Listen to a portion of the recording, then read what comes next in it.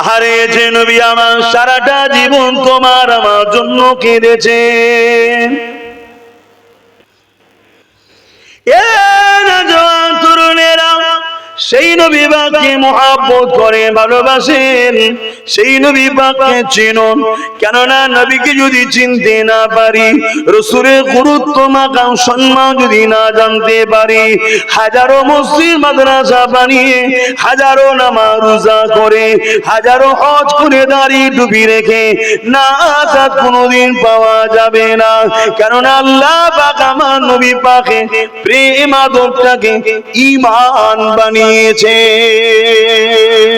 তাই নবী পাক বানিয়ে দিলেন আখেরি জামানাতে হাতের তালুতে আগুন রাখার থেকে ঈমান বাঁচানোটা আরো কষ্ট হবে।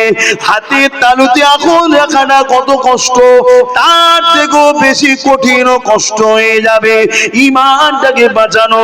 কেননা তোমার আমার অর্থতে, তোমার আমার গ্রামেতে, তোমার আমার এলাকাতে হাজারো মাদ্রাসা মসজিদ তৈরি হবে, যাদের মাকসাদ হবে নবীর সাধারণ উম্মত উম্মতি গুলোকে আল্লাহ নবীর মুহাব্বত আদর প্রেম থেকে সরিয়ে দেওয়া।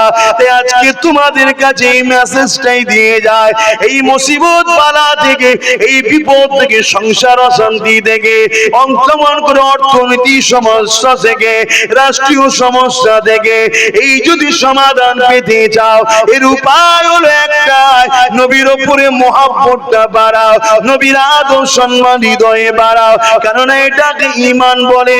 ঈমান যার যত মজবুত হবে আল্লাহ পাকের সাহায্য সে তত বেশি পাবে। আরো জোরে বলুন সুবহান।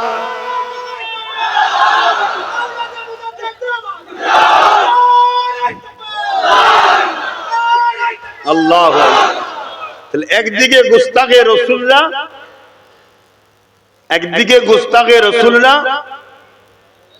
বিদেশি অর্থ দিয়ে হাজারো মসজিদ মাদ্রাসা তৈরি করছে, আর আমরা যারা রাসূলকে ভালোবাসি আমাদেরও কম্পিটিশন করে, আমাদেরও প্রোটেকশন তৈরি করে, তাদেরকে জবাব দিবার জন্য কারখানার দরকার আছে না না? জোরে বলবেন। আর এর বিনিময়ে আমরা আখিরাতে জান্নাতের আল্লাহর কাছে আশা রাখবো। জোরে বলুন ইনশাআল্লাহ। সেই কাজ করতে আমরা বসেছি, তাই তো নাকি?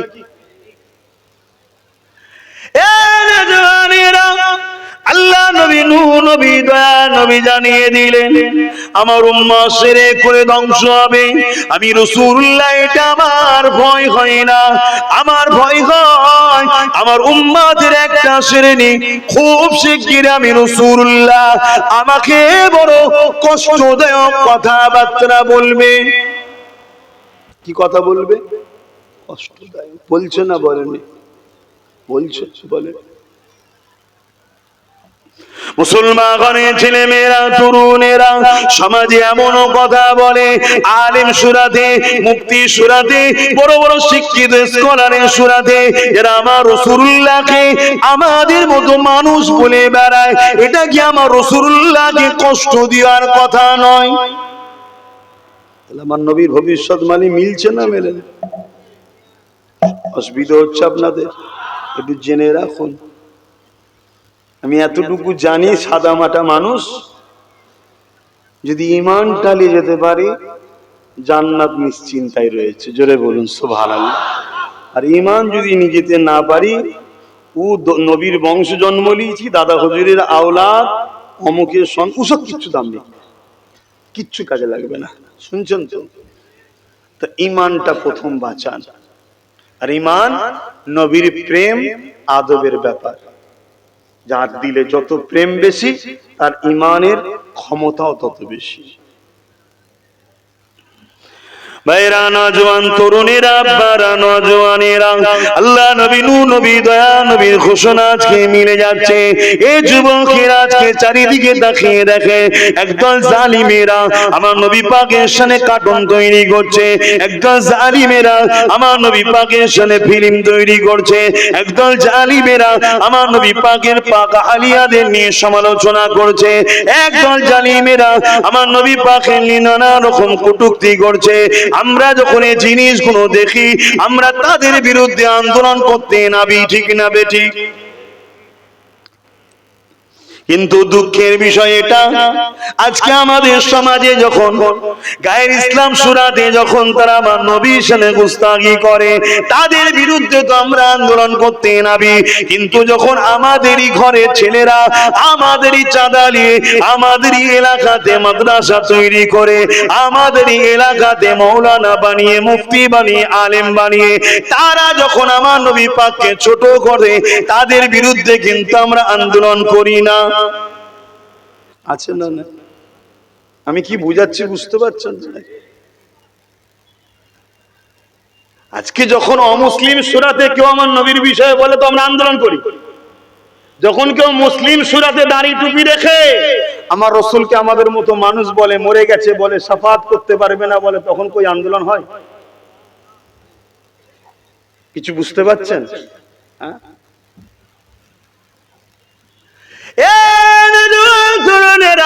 এখনো তো তাদেরই দিয়া প্রোটেকশন, কোটি কোটি টাকা যারা খরচ করছে তারা তো দেখে নিতে চাইছে কিভাবে তৈরি করা হয়েছে, তাই তারা তখন বারবার মাঝে মাঝে ঠোকর দিয়ে দেখে যে আমরা অর্থ ব্যয় করলাম, আমাদের জন্য কতটা এরা কাজ করছে। দেখুন এই যুবকেরা আজকে সমাজে এমনও মানুষ রয়েছে আমার নবী পাককে নিরক্ষর বলতে চায়, আমার নবী পাক লিখতে পড়তে জানতো না বলতে চায়, আমার নবী পাককে এক কথায় মূর্খ বলতে চায়।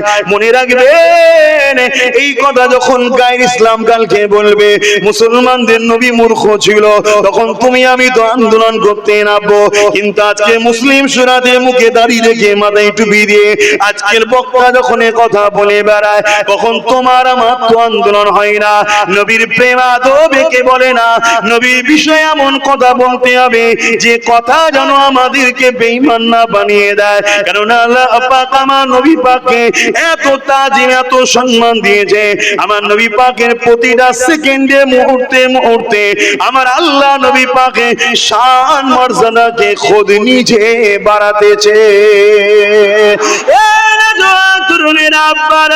আমি আপনি নামাজ পড়ি, আমি আপনি রোজা রাখি, আমি আপনি হজ করি, আমি আপনি দান খায়রাত করি, আমার আল্লাহ পাক তো নামাজ রোজা হজ যাকাত করে না, তাহলে আল্লাহ পাক কি করে? ইমাম বুখারী জানিয়ে দিতে লেগেছে ইন্নাল্লাহু ওয়া মালাইকাতাহু, এই আয়াতের তাফসীরে বলতে লেগেছে নিশ্চয়ই আল্লাহ পাক তিনার হাবিবের উপর দরুদ সালাম পাঠায়। এর মানে হলো আল্লাহ পাক আসমানি জগতে একটা মাহফিল বানায়, ওই মাহফিলে ফেরেশতাদেরকে দাওয়াত দেওয়া হয়, ফেরেশতারা ওই মাহফিলে হাজির হয়, আমার আল্লাহ পাক ফেরেশতাদের সামনে কুদরতি ভাবে তিনি খিতাব করতে থাকে, আলোচনা করতে থাকে। ওই আলোচনার বিষয়টা হলো আমার নবী পাকের শান মর্যাদার আলোচনা হয়, অর্থাৎ আমার নবী পাকের শান মর্যাদা আল্লাহ ফেরেশতাদের সামনে বাড়াতে থাকে। আরো জোরে বলুন সুবহান।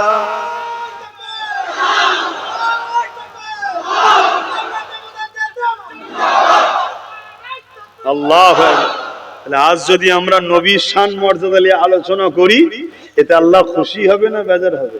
কারণ আল্লাহ নিজে করেন। ইমাম বুখারীর কথা বলছি বাপ, আমার কথা নয় এটা। আজকে সেই নবীকে শান মর্যাদা আরে আল্লাহ বাড়িয়েছে, দ্বিতীয় বাড়াবার তো কেউ নাই।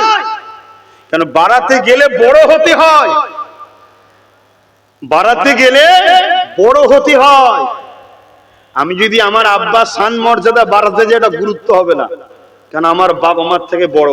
কিন্তু আমার বাপ যদি আমার তার বিষয়ে কিছু বলে, কিন্তু আমার একটা মাকাম বাড়বে, সম্মান লোকের কাছে গুরুত্ব বাড়বে, ঠিক না বেটি? বড় তাহলে নবীর মাকাম, নবীর শান পৃথিবীর কোন মানুষের ক্ষমতা নাই বাড়াতে পারে। বাড়াতে গেলে বড় হতে লাগে। আমার নবীর শান মর্যাদা প্রতিটা মুহূর্তে যিনি বাড়াচ্ছেন, তিনি নবীর থেকে বড়। তিনি কে? সকলে বলবেন কে? আরো জবান খুলে বলুন কে? আল্লাহ বাড়াচ্ছে।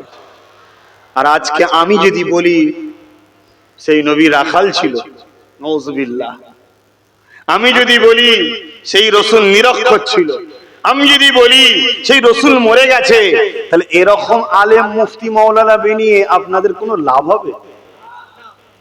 কি চলছে সমাজে বুঝছেন? কি চলছে?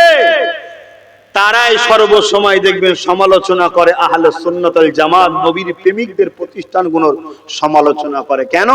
যাতে করে এগুলো উঠতে না পারে, এদের লক্ষ্য এটা।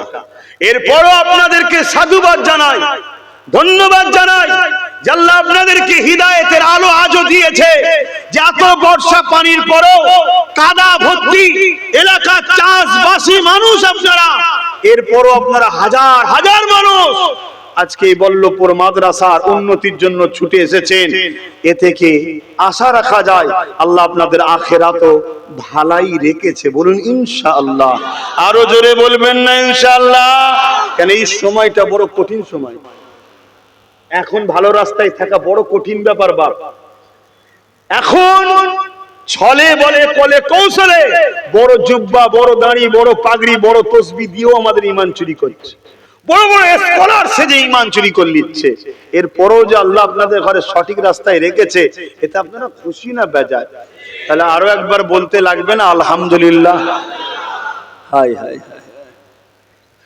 যে নবী আমার সারাটা জীবন তোমার আমার জন্য কেঁদেছে, এ যুবকেরা, বাবেরা, মায়েরা, একবার জীবনে বলে না কাদের সঙ্গে উঠা বসা করব, কাদের সঙ্গে মিশবো, কাদের কাজে যাব, কাদের আলোচনায় বসবো, যাদের জবান থেকে যারা পরিমাণ আমার নবীর শানে গুস্তাগির গন্ধ পাওয়া যাবে, আমার নবীর শানে বদবু খারাপির ভাষা পাওয়া যাবে, তাদের থেকে দূরে সরে থাকা, এটাই তো প্রেমীদের বৈশিষ্ট্য হবে। ঠিক না বেটি? সারাটা জীবন যে নবী আমার কেঁদেছেন, এমনও দিন যায়নি, এমনও রাত যায়নি আল্লাহ নবী তোমার আমার জন্য কাঁদেনে।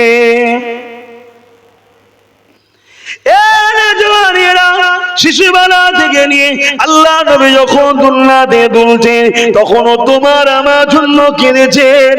আল্লাহ নবী সংসার জীবনে এমনও দিন গেছে নবী আমার পেটে পাথর বেঁধেছে, তথাপিও নিজের পরিবারের খানার জন্য কেঁদে দোয়া চেয়ে, তথাপিও তোমার আমার জন্য কেঁদে দোয়া চেয়েছে।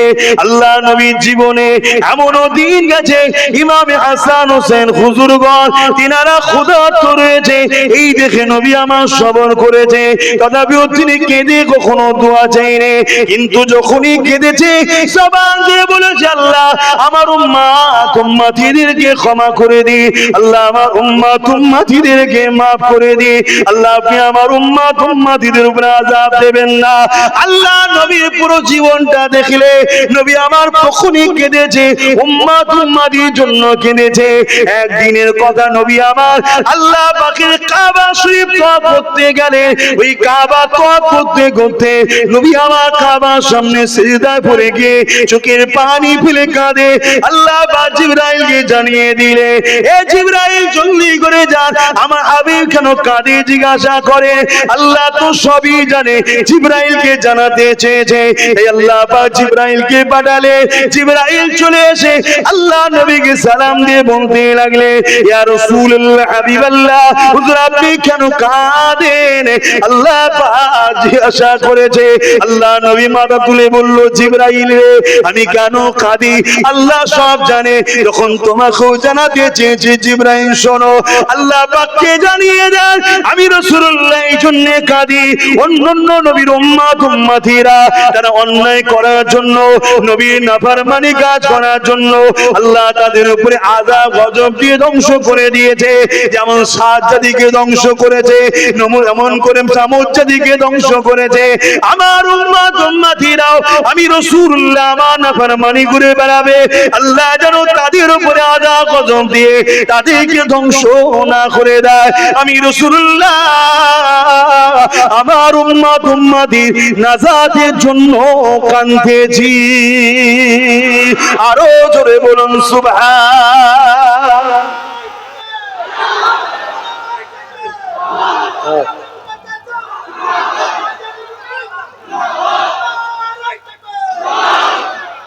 সেই নূর নবীর একজন গোলাম হিসাবে আপনাদের কাছে কি এতটুকু আশা রাখতে পারি না যে শোনা দরকার, আলেমের কাছে যাওয়া দরকার, মুফতি মাওলানা পীর সাহেব মানা দরকার, মানতে হবে, একজন গাইডম্যান তো দরকার, কিন্তু যার কাছে যাবেন একবার দেখবেন না। আমি বলছি না যে আব্বাস ছাড়া অন্য কারো কাছে যেও না, আরে বাদ দাও, দরকার হয় আব্বাসকে, আব্বাসকে বাদ দাও। এ মাদ্রাসা কি করে চলবে, মসজিদ কি করে চলবে? জিনার ঘর তিনি যথেষ্ট চালাতে পারে। আরে আমি তো শুধু চেষ্টা করছি, আমি তো চেষ্টা করছি, চালাচ্ছে আমি নাকি? অত সহজ, অত সহজ। জিনার ঘর তিনি যথেষ্ট। জানেন না কাবাকে ভাঙতে এসেছিল আব্রাহা বাদশা, নবীর দাদু কি বলেছিল? এই জানেন না? জানেন না? এদিকে দেখুন, বড় দুঃখ তো আজকে, বড় আফসোস,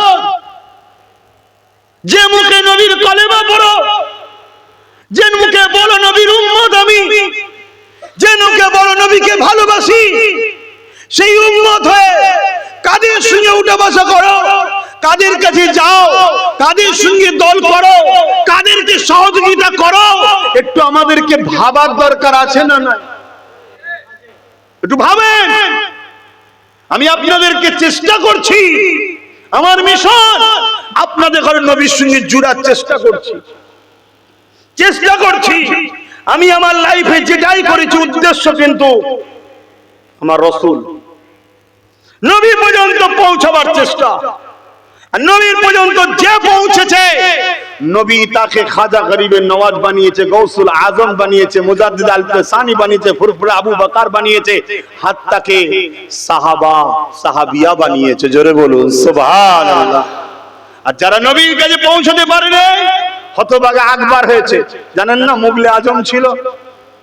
চেনেন তো, নাম শুনেছেন তো? যে নবীর কাছে পৌঁছতে পারেনি, সে আবু জেহেল, উতবা, সাইবা ধ্বংস হয়ে গেছে। আমি চাইছি আপনাদের সঙ্গে আমার একটা সম্পর্ক আছে, আপনাদের বাপ দাদু নানা নানি ফুফু ফুফা আত্মীয় স্বজন সব আমার মুজাদ্দেদ জামান, আমার বেটা জানের মুরিদ ছিল। তারা অস্বীকার করতে পারবেন? আওয়াজ দেব না, অস্বীকার করতে পারবেন? বাংলার কোন ইসলামের ঘরকে বলতে পারবেন যে ঘরে আলো আমার আবু বকর ছাড়া অন্য কারো জন্য গেছে? এই পূর্ব ভারতে যত মানুষ ইসলাম পেয়েছে, সব ইসলাম পাওয়ার মূল ওসিলা হলো ফুরফুরা শেখ জবানার মুজাদ্দেদ আবু বকর সিদ্দিক দাদা হুজুর পীর কিবলা। জোরে বলুন সুবহানাল্লাহ। আমি অন্য জায়গায় বলছি না, পূর্ব ভারতের কথা বলছি। হ্যাঁ, অন্য জায়গাতে আরো বড় বড় হাক্কানি ওলিরা আছে, অস্বীকার করব না। যেমন জনপুরি দরবার আছে, কথা বোঝা আসছে, হাজী ইমদাদুল্লাহ মুহাজির মক্কি আছে, আলা হযরত আহমদ রেজা খান বেরলুবি আছে। আমি তাদেরকে ভালোবাসি, অসম্মান করি না, কারণ তাদেরও অবদান আছে। কিন্তু সেই এলাকায়, কথা বুঝছেন না, বোঝেন না, এই এলাকায় এ বাগান আমার মুজাদ্দেদ জামান দাদা হুজুরের অবদান, রক্তকে পানি করেছে। আজকে মসজিদ বানাচ্ছেন বানান, মাদ্রাসা বানাচ্ছেন বানান, আলেম হচ্ছেন হন, সবটা দরকার আছে, কিন্তু দাদা হুজুরের সিলসিলার গোড়া তুলে দেবো এই মেন্টালিটিও কিছু লোক করছে না, করে না। লাখো ছেলে বাইর হবে আর তাকে ছোটবেলা থেকে প্রোটেকশন দেওয়া হচ্ছে ফুরফুরা আবু বকরের সিলসিলার বিরুদ্ধে দল তৈরি করার। তাহলে সেগুলো আমাদেরকে সজাগ হওয়া দরকার আছে না? না, হ্যাঁ, এটা কি গাদ্দারি হবে না? এটা কি নেমোখারামি হবে না? কথা বলুন, হবে না? হবে না? আমার কথাই কি আপনাদের আপত্তি হচ্ছে? বলুন, আপত্তি হচ্ছে? আমার তো দায়িত্ব আছে, এটা তো আমার পাওয়া যে আমি আমার পীর ভাইদের হয়ে কথা বলবো, আমি আমার পীর ভাইদের ঘরে বুঝাবো। পীর ভাই কাকে বলে? এক পীরের মুরিদ যারা। আপনারা কি দাদা হুজুরের সিলসিলার মুরিদ নয়? আমি কি সিলসিলার মুরিদ নয়? আমরা ভাই ভাই, একে অপরকে বুঝাবো না? আজকে দাদা হুজুরের এই সুন্দর বাগানে ইহুদি খ্রিস্টানদের আকীদা প্রচার করা হচ্ছে, এমন এমন শিক্ষা প্রতিষ্ঠান হচ্ছে, ছোট ছোট বাচ্চারা সেখান থেকে বেরোচ্ছে, তাদের মুখের কথা নবীর গুস্তাগির বদবু বেরোচ্ছে। তাহলে কে তৈরি করলো বাচ্চাগুলোকে? এই কথা মাথায় ঢুকছে না? ঢোকে না? তাহলে আমাদেরকে বোঝা দরকার আছে না? নাই? খুব ভালো করে শুনুন, এই শিক্ষা প্রতিষ্ঠান আমি করিনি, ওসিলা আমি ঠিকই, কিন্তু সবকিছু ইশারা আল্লাহর। কথা মনে রাখবেন, মনে রাখবেন। কে আমার সাথ দেবে না দেবে আমি জানতাম না। আল্লাহ যাকে পছন্দ করেছে তাকে বলেছে দে, তাই দিয়েছেন। আমি কোনোদিন জানি না এই জায়গাটাই হাজ কিনে দেবে, আমি জানতাম। একদিন সে এদের মাধ্যম দিয়ে ওই চাচার ছেলেদের বা এখানে কমিটি যারা আছে তাদের মাধ্যমে, বিশেষ করে আমার আব্বাস ভাই বসে আছে রাইকুলাই মসজিদ, ওই মসজিদ ও আল্লাহ করে আমি আছি তো নাকি, যে বলবেন তো মনটা খুশি হবে যে খোদার ঘরের সঙ্গে জড়িয়ে আছে। এটা নসিব আমার, এটা আমার নসিব যে আল্লাহ আমায় জড়িয়ে রেখেছে, পছন্দ করে আজ তুই আমার ঘরের সঙ্গে জড়া। নাই লাখো কোটি কোটি টাকার মালিক আছে যাদের পয়সা গানে যায়, যাত্রায় যায়, ফাংশনে যায়, নেতার পিছনে যায়, খোদার ঘরে যায় না। কেন? খোদার কপাল ওর ফাটিয়ে রেখে দিয়েছে। কিন্তু আমার কপালে আল্লাহ রেখেছে যেটা খোদার ঘরের সঙ্গে জড়িয়ে আছি, মাদ্রাসার সঙ্গে জড়িয়ে আছি। আপনাদেরও কপাল ভালো না খারাপ? জড়িয়ে আছেন না? নাই? আরে কিছু না হোক একটা ইটও তো জড়িয়ে আছে, এই আছে না? যার যেমন অবকাশ আছে। আজকে আমার ওই ভাইটা সে পাশে দাঁড়িয়ে গেল, তাহলে কে করছে সব? দিনটা আমার না আল্লাহর? আল্লাহর দিনের কাজ আল্লাহ করিয়ে নেবে, কার দ্বারা করাবে সেটা তিনি ভালো জানেন, ঠিক না? কিন্তু আপনাদের সামনে পেয়েছি, আমি কি জাগাবো না, সজাগ করব না? হ্যাঁ, সজাগ করব না? করব না যে ভাই আমার ঈমান বাঁচান, ঈমান বাঁচান। অনেক কিছু ষড়যন্ত্র চলছে, আমার নবীর বিরুদ্ধে সামান্যতম খাটো করার মন মানসিকতার ভাষা যেখানে পাবেন সেই মুখ আর দেখলে হবে না। কথা বুঝছেন না বোঝেন না?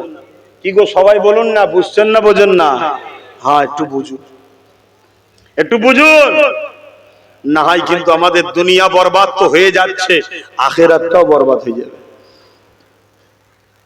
আল্লাহ বা কোরআনের মধ্যে জানিয়ে দিলেন, এ দুনিয়া মানুষেরা তোমাদের গলার আওয়াজ যদি আমার রাসূলুল্লাহর গলার আওয়াজের উপরে উঠে যায়, আমি আল্লাহ তোমাদের জিন্দেগীর সমস্ত আমলকে বরবাদ করে দেব।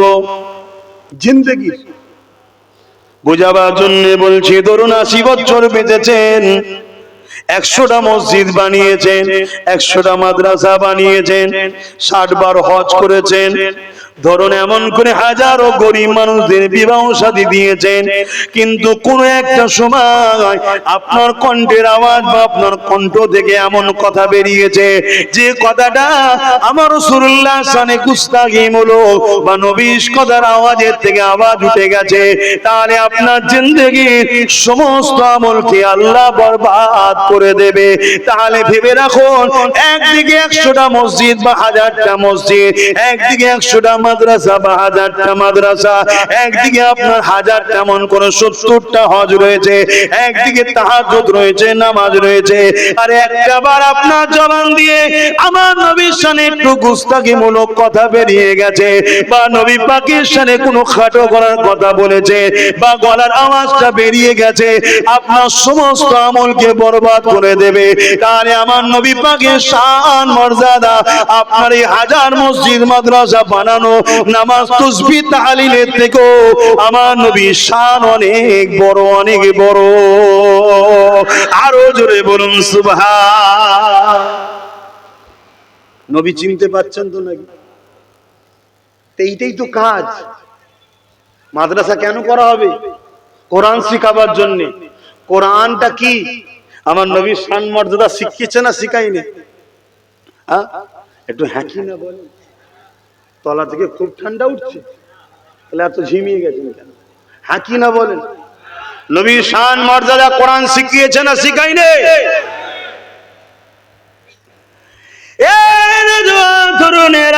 আল্লাহ জানিয়ে দিলেন, মাতা কুমুর রাসূল ফাখুযুহু ওয়া মা নাহাকুম আনহু ফান্তাহু। নবী যা আদেশ করেছে মেনে নাও, নবী যা নিষেধ করেছে ছেড়ে দাও। অর্থাৎ নবী যেটা দিয়েছে ওটাকে নিয়ে নাও, নবী যেটা ছাড়তে বলেছে ওটাকে ছেড়ে দাও।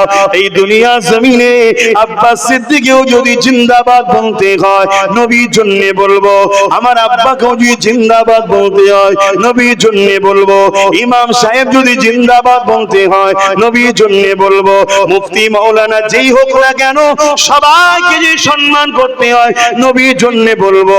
কিন্তু যার মুখের ভাষা আমার নবী পাকের শানে সম্মান মর্যাদা নাই, আমার নবীকে সাধারণ মানুষের মতো ডাকে, তাকে কখনো সম্মান করলে নবীর জন্য করা হতে পারে না।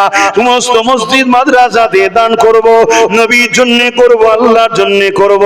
কিন্তু যে মসজিদ মাদ্রাসা থেকে আমার নবীর পক্ষে নয়, নবী পাকের বিরুদ্ধে প্রশিক্ষণ দেওয়া হয়, সেখানে দান করে কখনো আমরা আল্লাহ ও নবীর পক্ষে আছে বলতে পারি না।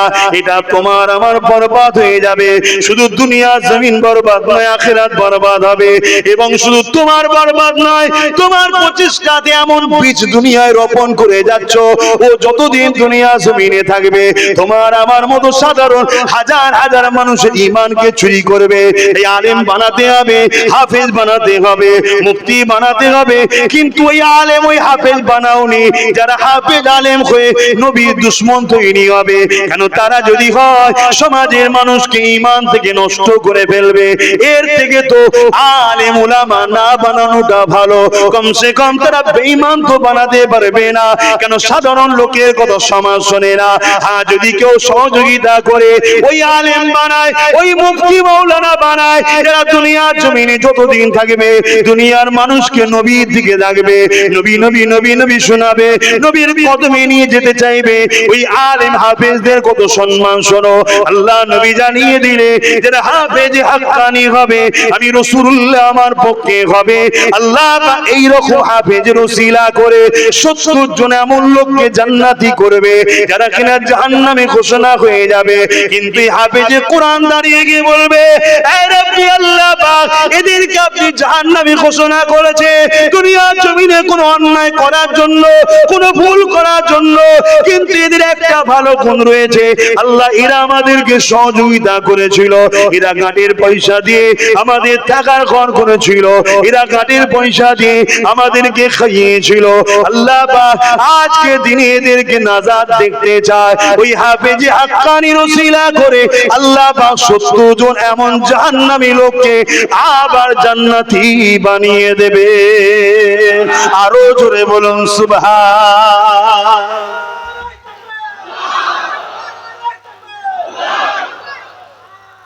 আল্লাহু আকবার। হাফেজ আলেম দরকার আছে না? কথা বলছেন না তো? আপনি হতে পারেন, কিন্তু আপনার চেষ্টায় যদি দুটো ছেলে হাফেজ হয়, কিয়ামত দিন আপনাকে নেবে না? 70 জন জাহান্নামীকে যদি ঘুরিয়ে নিয়ে আসে, আপনি নেবে না? যদি বিশ্বাস থাকে আপনারা কামিয়াবি, আপনার বেটাও কামিয়াবি। যদি বিশ্বাস থাকে নবীর হাদিসের উপরে, শুনছেন না শোনেন না? তাহলে আল্লাহ আমাদেরকে ভালোবাসে না বাসে না? আমরা একটা হলেও ইট দিয়েছি না দিইনি? সামান্য হলেও দিয়েছি না দিই না? সামান্যটা কিন্তু এমন জায়গায় দিয়েছি, এটা অনেক বড় আল্লাহ করে দিয়েছে। জোরে বলুন সুবহানাল্লাহ। এটা তো হাফেজের কথা বললাম, আলেমের কথা শুনবেন না? আলেমের সম্মান কত শুনবেন না? আল্লাহ নবী জানিয়ে দিলেন, কিয়ামতের দিনে যখন জান্নাতীরা জান্নাতে চলে যাবে, জাহান্নামীরা জাহান্নামে চলে যাবে, আল্লাহ পাকের একজন আলেম বান্দা তারা এইভাবে দাঁড়িয়ে রয়ে যাবে। আর এক রাতের মধ্যে আছে আল্লাহ পাক 3 শ্রেণীর মানুষকে বেহিসাব জান্নাতি দেবে। এক শ্রেণী হলো যারা আল্লাহর রাহে নিজের জানকে কুরবান করেছে, শহীদের মরণ হয়েছে, আল্লাহ তাদেরকে বেহিসাব জান্নাতি বানাবে। আর এক শ্রেণী হলো যারা আলেমদের ঘরে সহযোগিতা করে দ্বীনের জ্ঞানের সুব্যবস্থা করে দিয়েছে, আল্লাহ তাদেরকেও বেহিসাব জান্নাতি করবে। আর এক শ্রেণী হলো যারা আলেমে হাক্কানি। আলেমে হাক্কানি কাদেরকে বলে বুঝাবার জন্য বলে দিয়ে যায়, যাদের হৃদয়ে দেখবেন মুখ খুললে নবীর পক্ষে কথা বেরোয়।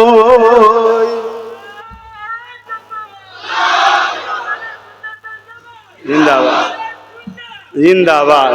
শোনেন, এই যে আমরা সোনা চেক করার জন্য একটা পাথর নিই না, কি পাথর বলে?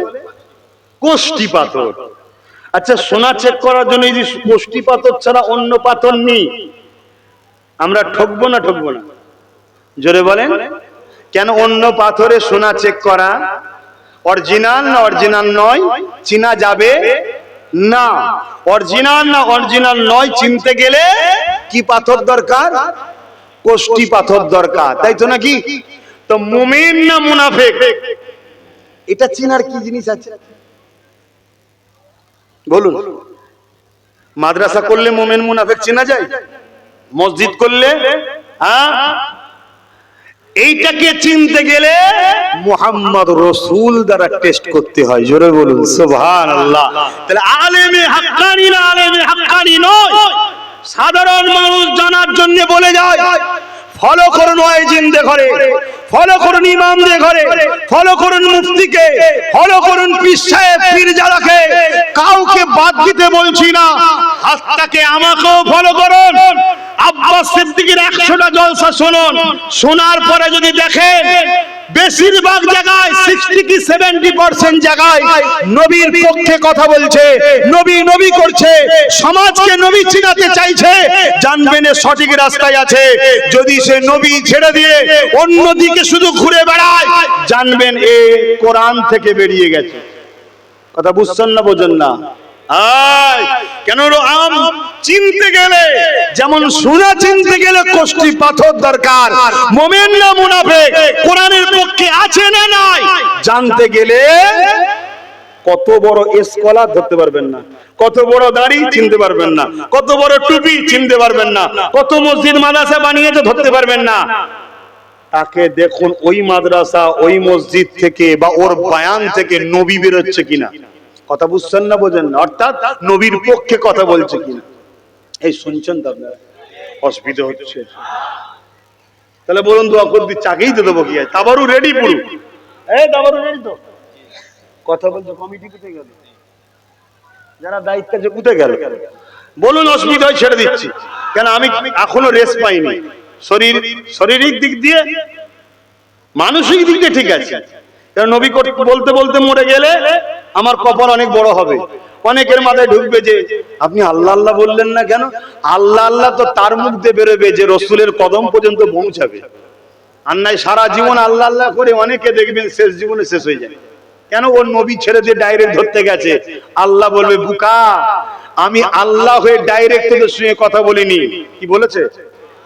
আমি আল্লাহ হয়ে ডাইরেক্ট তোদের সঙ্গে কথা বলিনি। কিন্তু আল্লাহর ক্ষমতা আছে না নাই? আল্লাহ চাইলে ডাইরেক্ট আমাদেরকে হিদায়াত দিতে পারে না পারে না? আল্লাহ চাইলে ডাইরেক্ট আমাদের বাড়ি বাড়ি কোরআন পাঠাতে পারতেন না পারতেন না? আল্লাহ চাইলে ডাইরেক্ট আমাদের হৃদয়ে তেনার জায়গা করতে পারেন না পারেন না? আল্লাহ বলছে আরে বোকা, আমি আল্লাহ হয়ে ডাইরেক্ট তোদের সঙ্গে কথা বলবি, তোদের সাহস কি তুই বান্দা হয়ে ডাইরেক্ট আমার সঙ্গে কথা বলবি? সিস্টেমে আয়, আমার বন্ধুর কাছে আয়। দুনিয়া একটা সামান্য নেতার সঙ্গে দেখা করতে গেলে তার স্ট্যাটাস তার ভিআইপি মেনটেন করতে হয়। কি করতে হয় না হয় না? এই তোর জামাই এরকম কেন রে? তুই এরকম আল খাল্লার মতো বকছিস কেন? ভেতরে যে বেশি বকবি নি, তাহলে কিন্তু জেলে ভরে দেবে। কি বলে না বলে না? হ্যাঁ, সবকিছু স্ট্যান্ডার্ড বজায় রেখে কথা বলতে হয়। যিনি খোদ মালিক, দোনো জাহানের মালিক, সামান্য 1-2 পদ পেয়ে তার এত এ হয়, স্ট্যাটাস বজায় রাখতে হয়। আল্লাহ তো কোরআনে 99টা পদ শুনেছি, অনেক হাদিসের কিতাবে আছে 3000-এর উপরে আল্লাহর পদ আছে, আনলিমিটেড পদ আছে। জোরে বলুন সুবহানাল্লাহ। তো সেই আল্লাহর সঙ্গে যখন জান্নাতে দেখা হবে কথা বলবেন না? তার স্ট্যাটাস, তার ভিআইপি, তার যে ক্যাটাগরি, এই ট্রেনিংটা নেবেন না? ওই ট্রেনিংটা দেবে কে? আমার মতো এলো খেলো গুলো নাকি? ওই ট্রেনিং একজনই দিতে পারে, যিনি দেখে এসছে, তিনি হলেন আমিন আল্লাহ। জোরে বলুন সুবহানাল্লাহ। তাই আমাদের সবার কাজ ধরে ধরে রাসূলুল্লাহর কদমে নিয়ে যাওয়া। আর নবী পাককে আল্লাহ পাঠিয়েছে ট্রেনিং দিয়ে নিয়ে আসেন, দেখা দেবো। জোরে বলুন সুবহানাল্লাহ। তাই মুমিন না মুনাফিক চিনতে গেলে রাসূল দরকার। জোরে বলুন সুবহানাল্লাহ। নবীর ডাইসে ফেলেন, নবীকে নিয়ে আসেন, দেখুন তাকে, তার হৃদয়ে নবীর জন্য কি আছে। সে সামনে লোক পেলে নবীকে চিনাই কিনা দেখুন। সে সামনে লোক পেলে রাসূলুল্লাহর দিকে মানুষকে জোড়ার চেষ্টা করে কিনা দেখুন। শুনছেন তো নাকি? হ্যাঁ, আমি আবার বলছি, কে আমার পাশে দাঁড়াবে, কে দাঁড়াবেন আল্লাহকে সাক্ষী রেখে বলছি, কোন তাক্কা করিনি, আগামীতেও করব না। হাতটাকে শুনে রেখে দাও, আমি আমার বাপকে আমার মাকেও ভালোবাসি, মুস্তাফা জানে রহমতের খাতিরে ভালোবাসি। কেন? আমার নবী বলেছে যে বাপ আমার নয়, সে আমার নয়।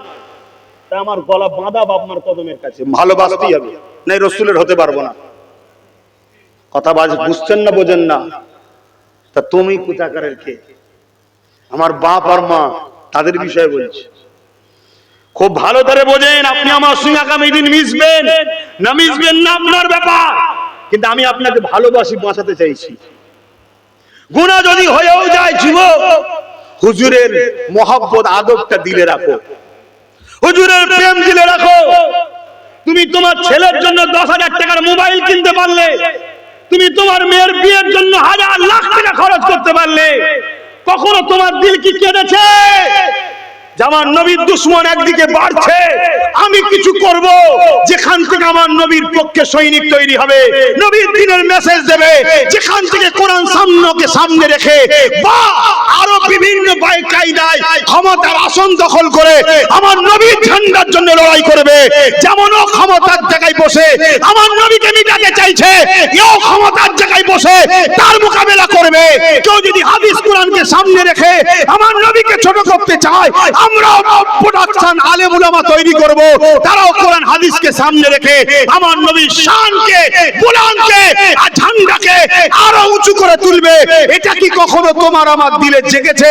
এই যদি জাগে তবেই তো তুমি রাসূলের গোলাম জান্নাতি। জোরে বলুন সুবহানাল্লাহ। সব জায়গায় ছেলে পাঠাও, তোমার মাকসাদ থাকুক আমার ছেলে ডাক্তার হবে, উদ্দেশ্য আমার নবীর উম্মতিদের ঘরে আজকে বেউজ্জতি করা হচ্ছে, আমার ছেলে ডাক্তার হয়ে পর্দা নিছে না, উম্মতির সঙ্গে সুন্দর আখলাক ব্যবহার করে তাদের সুচিকিৎসা তৈরি করবে। এটা একটা সেবা, কথা বুঝছেন না? বোঝেন না? তুমি টার্গেট নাও, আমার ছেলেকে আইপিএস অফিসার বানাবো। আজকে গুস্তাখে রাসূলের বিরুদ্ধে আমরা কিছু বলতে গেলে, ডায়েরি করতে গেলে সেখানে গুরুত্ব দিচ্ছে না। আমার ছেলে ওখানে পাঠাবো, আমার ছেলের কাছে যখন যে কাগজ জমা পড়বে গুস্তাখে রাসূলের বিরুদ্ধে, সে সঙ্গে সঙ্গে স্টেপ নেবে, এমন ছেলে তৈরি করবে। ওটা একটা খেদমত না? খেদমত নয়। তুমি তৈরি করো, নিজেদের ছেলেদের ঘরে ভালো ভালো জায়গায় পৌঁছাবার চেষ্টা করো। যে জায়গায় পৌঁছে আজকে যারা পৌঁছে গেছে তাদের কাছে যখন আমার হুজুরের বিষয়ে কোনো কথা হয় তাদের কোনো গুরুত্ব নেই, কিন্তু আমার ছেলে যদি পৌঁছায়, সেদিন আমার হুজুরের সামনে কিছু হলে আমার ছেলে সেদিন লড়াই করবে। সেই জায়গা পর্যন্ত পৌঁছাবার ব্যবস্থা করা দরকার আছে না? নাই? তবে মনে রাখবে একটা কথা আপনাদেরকে বলবো, অনেকে মোবাইলে ফোন করে, অনেকে ফেসবুকে অনেক কমেন্ট করে, অত পুকাওয়ালা চাল খেয়ে আল্লাহ বড় করেন, একটু হলেও বুঝি। অনেকে বলে তোমার গাছের আম দাও, আরে আমার গাছে সবেতে একটা আম, এক্ষুনি দিলে তো পুরো কানা হয়ে যাবে, দাঁড়া পুরো ফলন ধরায়। কথা বুঝে আসছে না? না, এতদিন তো কানাই ছিলাম, আজকে এত তাড়াহুড়ো কেন? কিছু মাথায় ঢুকছে না? ঢোকে না? হ্যাঁ, অনেকে পাম দেয়, অনেকে পম দেয়, নাবাও না নাবাও না, দাঁড়া হয়েছে কোথায়? অত কাঁচা খিলাড়ি নয়, অনেক বুঝে বুঝে বুঝে বুঝে পা ফেলতে হবে। কেন? হুজুর শিখিয়েছে সব। কে শিখিয়েছে? নূর নবী সব শিখিয়েছে। কেন? আজ দুটো ছেলেকে বাঁচাতে যাব, দুটো ছেলে হয়তো বেঁচে যাবে, আমার ছেলেটা মরেও যাবে। শুনছেন না? শোনেন না? কিন্তু কাল 2 কোটি ছেলেকে বাঁচাবার দিন আসছে। এখন থেকে আমার ছেলেকে আরো শক্তিশালী করে তুলি, 2 কোটি টাকা থেকে বাঁচাতে পারে। কথা মাথায় ঢুকছে না? ঢোকে নি? হ্যাঁ, তুমি বুঝবে না বা, আমি তোমার কথা বলছি নি, যারা পাম দিচ্ছে তাদের কথা বলছি, তুমি বুঝবে না। অনেক বুঝি, তাই আমি প্রায় জায়গায় বলি আলোচনাকারী সমালোচনাকারী থাকবে। তুমি যদি আমার সমালোচনাকারী হও এ শুনি বা ভিড় করোনি, দূরে থাকো। আর যদি বলো যে না সমালোচনাকারী নয়, প্রেমিক মানুষ, তাহলে সব কথা জানতেও লাগে না, সব কথা শুনতেও লাগে না। এই এদিকে এদিকে, ওদিকে ওদিকে, কথা মাথায় ঢুকছে না? ঢোকে না? হ্যাঁ, কথা মাথায় ঢুকছে তো নাকি? হ্যাঁ, একটু ঢুকিয়ে রাখো। একটা কথা এলো তো একটু টাচ দিলাম, অসুবিধে হলো? অসুবিধে হলো? তাহলে নিজের মাকসাদ তৈরি করো, আমি হুজুরের গোলাম, আমাকে যদি একটা সন্তান দেয় তাকেও গোলাম বানিয়ে যাব। সে ডাক্তার গোলাম হোক, উকিল গোলাম হোক, জজ গোলাম হোক, মৌলানা গোলাম হোক, পীর সাহেব গোলাম হোক, যে ক্যাটাগরি হোক, সে যেন গোলাম হয়। বড় ব্যবসায়ী, আপনার ছেলে বড় ব্যবসায়ী, আলহামদুলিল্লাহ, ভালো কথা, কোটি কোটি টাকার মালিক আল্লাহ করেছে, কিন্তু আপনার মাকসাদ থাক, ছেলেকে বলবো বাপ তুই আরো পতি হোস, আর যাই পতি হোস মোহাম্মদ রসুলের গোলাম হবি। তাহলে কি হবে? ওর কোটি টাকা থাকার পরে ও সব সময় চেষ্টা করবে আমার টাকায় নবীর দিনের উপকার কি হয়, এই চেষ্টা করবে না? করবে না? আর যদি না শিক্ষা দাও, ও কোটি কোটি টাকা দিয়ে মাদ্রাসার নামে কেস করবে, মসজিদের নামে কেস করবে। এই সমাজ এরকম আছে না নাই? মুসলমানের ঘরের ছেলে আছে না নাই? কেন? প্রোটেকশন ঠিকভাবে শিক্ষা দিতে পারেনি। কিয়ামতের দিন তুমি আমি ভালো আমল করে জান্নাত যাব ভাবছি না, কিয়ামতের দিন ছেলের জন্য বাপকে ধরবে, ছেলের জন্য বাপকে ধরবে আল্লাহ।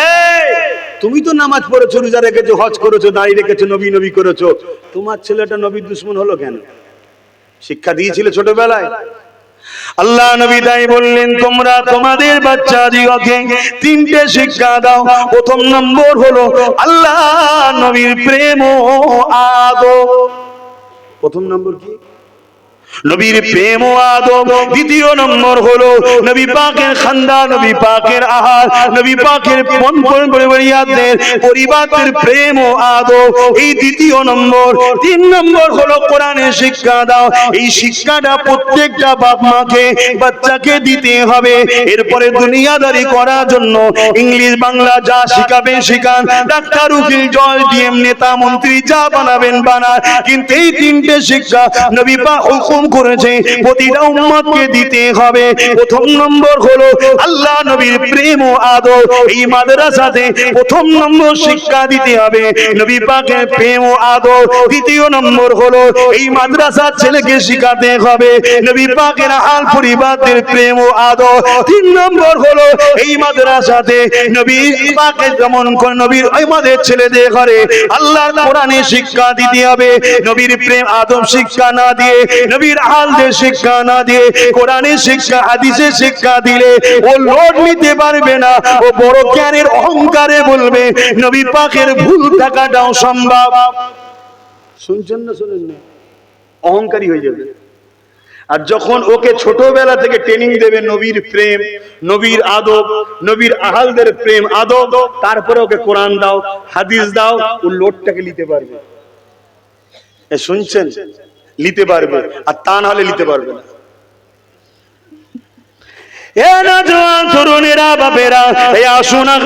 আমরা চেষ্টা করি এই বাংলার জমিনে আমরা শুরু করব, অলরেডি শুরু করে দিয়েছি, আবার নতুন করে আমরা শপথ নিই যতদিন বাঁচবো আমি রাসূলুল্লাহ দ্বীনের পাহারাদার হব, যতদিন বাঁচবো আমি রাসূলুল্লাহর গোলামি করে জিন্দেগি কাটাবো, যতদিন বাঁচবো আমার ধন দৌলত জমি জায়গা সবকিছু খরচ করে আমি চেষ্টা করব আমার বাচ্চাকে নবীর গোলাম তৈরি করে রেখে যাবার এবং শিক্ষা প্রতিষ্ঠান করে তোলা।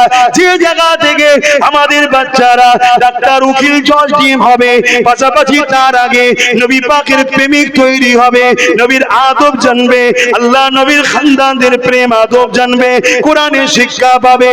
কারণ এটা তোমার আখিরাতের অ্যাসেট, এটা দুনিয়াও যেমন কাজে লাগবে আখিরাতেও কাজে লাগবে। এই জমিনে হাজারো ডাক্তার মাওলানা হাজারো ডাক্তার রয়েছে, হাজারো জজ উকিল রয়েছে যারা নিজেদের মা বাপকে বৃদ্ধাশ্রমে রেখে এসেছে, কিন্তু যেই উলামা গুলো আমার নবী পাকের প্রেম নিয়ে বড় হয়েছে এই জমিনের উপরে একটা দেখাতে পারবেন না নিজের মা বাপকে সে বৃদ্ধাশ্রমে রেখে এসেছে। এই বলে দিয়ে যায় দুনিয়া দিতে হবে, কিন্তু তার আগে আল্লাহ রাসূলের প্রেম আদবটা দেয়, এটা আপনার দুনিয়াতেও কাজে লাগবে আখিরাতেও কাজে লাগবে।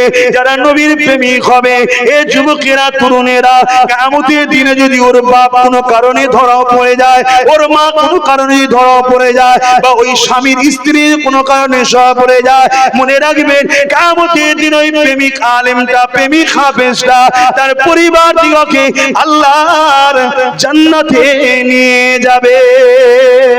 এ নজওয়ানেরা নবী আমার জানিয়ে দিলে আল্লাহ পাক আলেমে হাক্কানীদেরকে এত সম্মান দিয়েছে, একটা নয় দুটো নয়, 100 নয় 200 নয়, 1000 নয় 2000 নয়, 70,000 এমন লোককে জান্নাতে নিয়ে যাবে যারা কিনা দুনিয়া জমিনে অন্যায় কোন ভুল করার জন্য আল্লাহ তাদেরকে জাহান্নামে ঘোষণা দেবে। কিন্তু আলেমে হাক্কানী দাঁড়িয়ে গিয়ে বলবে আল্লাহ পাক এরা দুনিয়া জমিনে আমাদেরকে মহব্বত করেছে ভালোবেসেছে, আমরা আপনার নবীর ডাঙ্কা বাজাতাম, এরা আমাদেরকে গার্ড দিয়ে রাখতো, আপনার নবীর ডাঙ্কা বাজাবার জন্য তাগুতি শক্তিরা আমার বিরোধী করেছে, জালিমরা আমাদের বিরোধী করতো, কিন্তু এই সকল বাপেরা ভাইরা মায়েরা বোনেরা এরা সর্বদিক দিয়ে আমাদেরকে সহযোগিতা করেছে। আল্লাহ পাক আজকের কঠিন দিনে এরা বিপদে পড়ে গেছে, আমরা আপনার কাছে আশা রাখি এদেরকে আমাদের সঙ্গে জান্নাতি করে দাও। এই যুবকেরা শুনে রেখে দাও 70 হাজার এমন লোককে আলেমে হাক্কানীদের সাথে আল্লাহ পাক জান্নাতি বানিয়ে দেবে। আরো জোরে বলুন সুবহান।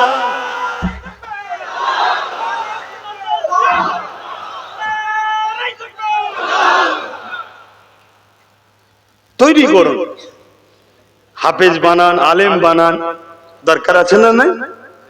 কিন্তু তাদের হৃদয়ে নবীর প্রেম যেন থাকে, নবীর আদব যেন থাকে। আলেমদেরকে দাওয়াত করুন, দিন শিখুন তিনাদের কাছে বসে, কিন্তু দেখতে হবে সে রাসূলুল্লাহর প্রেমিক বক্তা, প্রেমিক আলেম, প্রেমিক বিশ্বাস, প্রেমিক আছে নাকি। যদি প্রেমিক হয় তাহলে তাদের সঙ্গে উঠা বসা করুন, লেনদেন করুন, তবেই সেটা কামিয়াবি হবে, নচেত কামিয়াবি নয়। আমি কি বুঝাচ্ছি বুঝতে পারছেন আপনারা? অসুবিধা হচ্ছে আপনাদের?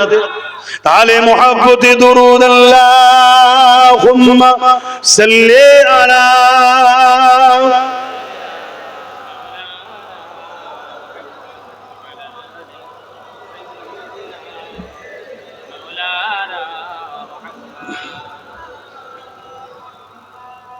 रहमत बरस रही है दरबार मुस्तफा में, रहमत बरस रही है दरबार मुस्तफा में, बिन मांग मिल रहा है दरबार मुस्तफा में, रहमत बरस रही है दरबार मुस्तफा में। उन पर दुरूद हर दम, उन पर सलाम हर दम, उन पर दुरूद हर दम, उन पर सलाम हर दम, हर एक पर रहा है दरबार मुस्तफा में, बिन मांग मिल रहा है दरबार मुस्तफा में, रहमत बरस रही है दरबार मुस्तफा में। अल्लाहुम्मा सल्ली अला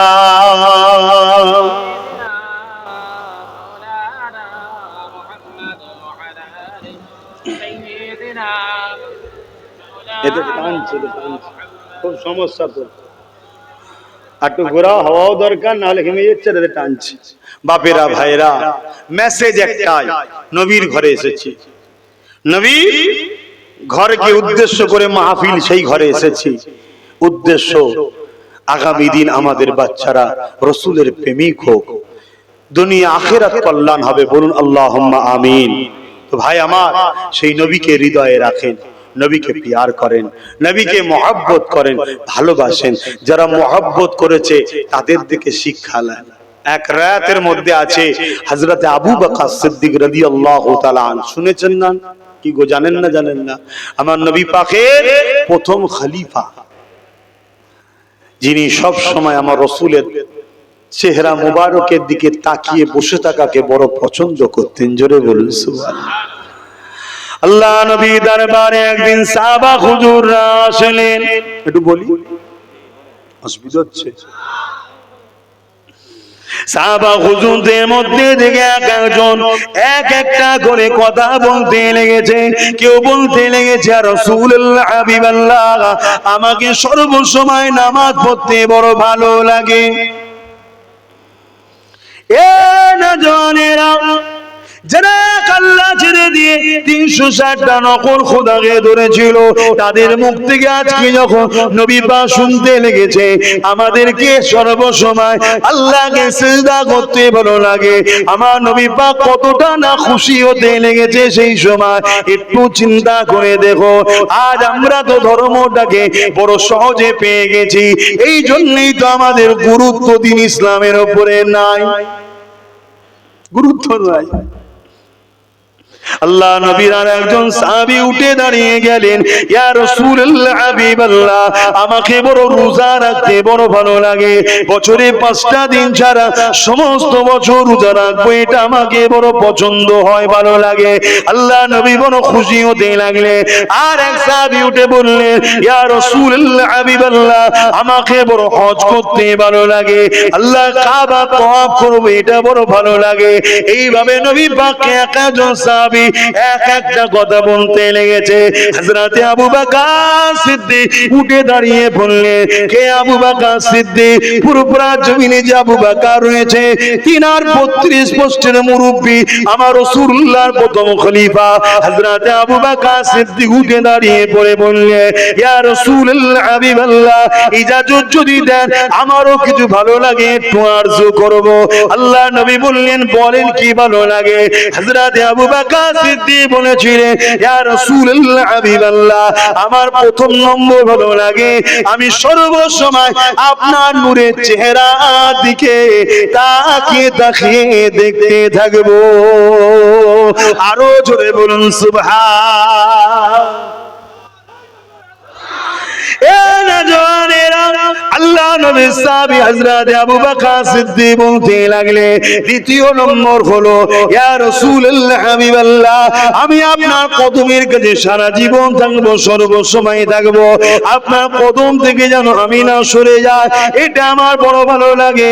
আর একটা ভালো লাগে, ইয়া রাসূলুল্লাহ হাবিবাল্লাহ, আমি কষ্ট করে মেহনত করে খরচ ইনকাম করব, আর আপনি ওই টাকাকে নিজের মনে করে আল্লাহর রাস্তায় খরচ করবে, এটা আমাকে বড় ভালো লাগে। এমনি আবু বকর সিদ্দিক হয়ে যায়নি, এমনি রাসূলুল্লাহর সাথে রওজা মুবারকে থাকার চান্স পেয়েছে, এমনি নয়।